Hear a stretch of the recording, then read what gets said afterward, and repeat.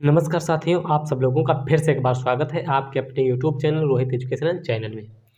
तो आज हम बात करेंगे अनुच्छेद 71 से शुरू करेंगे, आगे जितने भी हो सकेंगे उतने बताएंगे। तो अनुच्छेद 71 क्या कहता है? सबसे पहले ध्यान देते हैं। अनुच्छेद 71 कहता है कि राष्ट्रपति या उपराष्ट्रपति के जब चुनाव होता है, किसका? राष्ट्रपति या उपराष्ट्रपति का जब चुनाव होता है, यानी कि राष्ट्रपति या फिर उपराष्ट्रपति का जब चुनाव होगा, उससे संबंधित जो चुनाव से संबंधित जो मसले होंगे, लफड़ा होगा, विवाद होंगे, उसकी जांच पड़ताल कौन करेगा? उच्चतम न्यायालय करेगा। कौन करेगा? उच्चतम न्यायालय करेगा। देखिएगा, कौन करेगा? उच्चतम न्यायालय। ठीक, कौन करेगा? उच्चतम न्यायालय करेगा। ये क्यों करेगा? और ये जब जो उच्चतम न्यायालय फैसला करेगा, इसका फैसला लास्ट होगा, अंतिम होगा। इसके बाद कहीं भी मसला जो होगा, इसके बाद कहीं अन्य लास्ट फैसला होगा, अंतिम फैसला सुनाएगा। ऐसा होना चाहिए। जांच बैठाएगा, जो भी होगा वो अंतिम फैसला इसका होगा। ये कौन कहता है? अनुच्छेद 71 कहता है। ठीक है, तो अब आज समझते हैं अनुच्छेद 72 क्या कहता है। अनुच्छेद 72 कहता है कि राष्ट्रपति के पास कौन सी शक्तियां होती हैं। यही बात हम ध्यान से सुनेंगे। और राष्ट्रपति के पास जो शक्तियां होती हैं, जैसे क्षमा करने की शक्तियां होती हैं इसके पास में, तो ये जो शक्तियां होती हैं ये किसकी सलाह पर करता है? ये मंत्रिपरिषद की सलाह पर करता है। किसकी सलाह पर करता है? ये सारी जो शक्तियां होती हैं ये किसकी सलाह पर करता है? मंत्रिपरिषद की सलाह पर करता है। ठीक है, तो जब ये मंत्रिपरिषद की सलाह पर करता है तो इसके पास शक्तियाँ, ये सारी शक्तियाँ होती हैं। ये शक्तियाँ कब यूज कर सकता है? जब मंत्रिपरिषद की सलाह इसको लेना पड़ेगा। ये संवैधानिक प्रक्रिया है। अब समझते हैं, देखते हैं ये क्या क्या माफ कर सकता है, क्या क्या शक्तियाँ इसके पास है। किसी व्यक्ति को जब दोषी सिद्ध हो जाता है व्यक्ति, तो उसको कभी कभी देखा होगा आपने 15 अगस्त को या 26 जनवरी को उसको छोड़ा जाता है। तो ये कौन छोड़ता है? ये राष्ट्रपति छोड़ता है। किसकी सलाह पर छोड़ता है? मंत्रिपरिषद की सलाह पर छोड़ता है।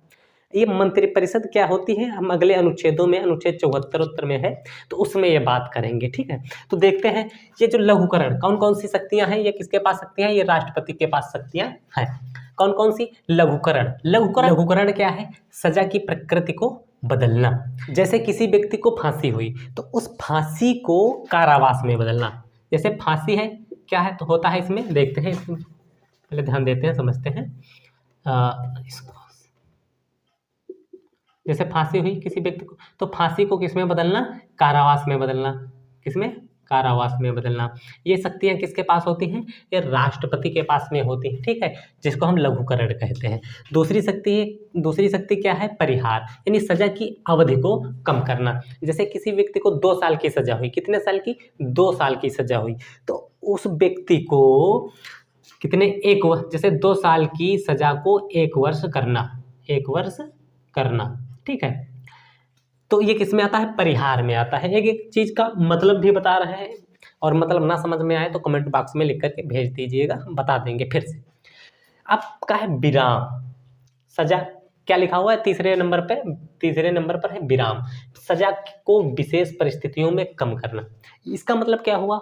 विशेष परिस्थितियों का मतलब होता है यहाँ पर, जैसे कोई लेडीज है या कोई अपंग हो गया या कोई बीमार हो गया, रोगी हो गया, कुछ भी हो गया, तो उसको ठीक करवाने के बाद में वो सजा का हकदार होगा। जैसे कभी कभी देखा होगा, यहाँ पर क्या होता है, सजा को विशेष परिस्थितियों में कम करना। जैसे कोई लेडीज है तो महिला को सजा हो गई, अब सजा होने के बाद में उसने बच्चे को जन्म दिया है, तो उसकी देखभाल करना, ये सारी चीजें करना, परिवर्तित करना और कम करना, तो ये किसके अंतर्गत आता है? विराम, यानी अनुच्छेद 72 के अंतर्गत। ठीक है, उसके बाद में क्या है? प्रविलंबन। प्रविलंबन मतलब होता है दंड को टालना, सजा को टालना। जैसे आ गया फांसी हो गई, ठीक, तो फांसी को कुछ परिस्थितियों में उसकी जो तिथि, जैसे 10 तारीख को मृत्यु है, फांसी है, तो उसको कब करना? 15 तारीख करना। कब? 15 तारीख करना। ये किसके अंतर्गत आता है? प्रविलंबन के अंतर्गत आता है, जो कि अनुच्छेद 72 कहता है। अब उसके बाद क्षमा। क्षमा का मतलब होता है, यहाँ पर पूरी तरीके से साफ साफ बताया गया है कि कोई व्यक्ति जैसे कोई करता है, दोष करता है, दोषी सिद्ध होता है, तो पूर्णतः उसको क्षमा कर दिया जाता है, माफ कर दिया जाता है।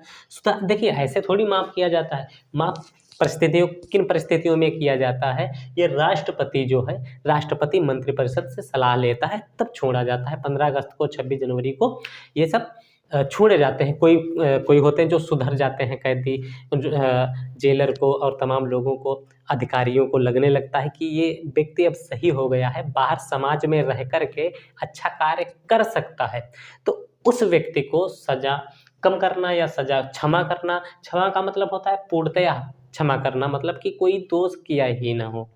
लेकिन ठीक है, तो ये होते हैं तुम्हारे 5 अधिकार होते हैं जो कि राष्ट्रपति के पास होते हैं, शक्तियां होती हैं जो कि मंत्रिपरिषद की सलाह पर ये करता है, क्षमा करता है, मंत्रिपरिषद की सलाह पर यूज करता है। अब हम इसके बाद में देखते हैं कि राष्ट्रपति की क्षमा की जो प्रक्रिया है, ये क्या प्रक्रिया है। आप लोग इसका स्क्रीनशॉट ले लीजिए एक बार, उसके बाद में हम आगे बताते हैं। इसकी जो प्रक्रिया होती है क्षमा करने की, कहाँ से शुरू होती है? दया याचिका दायर करने से शुरू होती है। ठीक है, दया याचिका शुरू होने के बाद क्या होता है, विचार करने के लिए कहाँ भेजी जाती है? मंत्रालय भेजी जाती है, और मंत्रालय भेजने के बाद में राज्य सरकार से इसको क्या लेना होता है? सलाह लेना होता है, परामर्श लेना होता है। परामर्श लेने के बाद में गृह मंत्री की सिफारिश और सलाह पर तब इसको वापस कहाँ भेजा जाता है? राष्ट्रपति को भेजा जाता है। कहाँ भेजा जाता है? यहाँ से पहले दया याचिका दायर करने से शुरू होती है, समझिएगा ध्यान से। दया याचिका शुरू होने के बाद में विचार करने के लिए मंत्रालय भेजी जाती है, मंत्रालय से राज्य सरकार से सलाह लेना पड़ता है, उसके बाद में गृह मंत्री की सिफारिश पर करने के बाद में कहाँ पर? राष्ट्रपति के पास वापस भेजी जाती है। समझ गए? तो इसका भी स्क्रीनशॉट ले लीजिए। अब हम ध्यान देते हैं अनुच्छेद 73। अनुच्छेद 73 क्या कहता है? अनुच्छेद 73 साफ साफ कहता है कि संघ की कार्यपालिका का विस्तार कैसे होगा।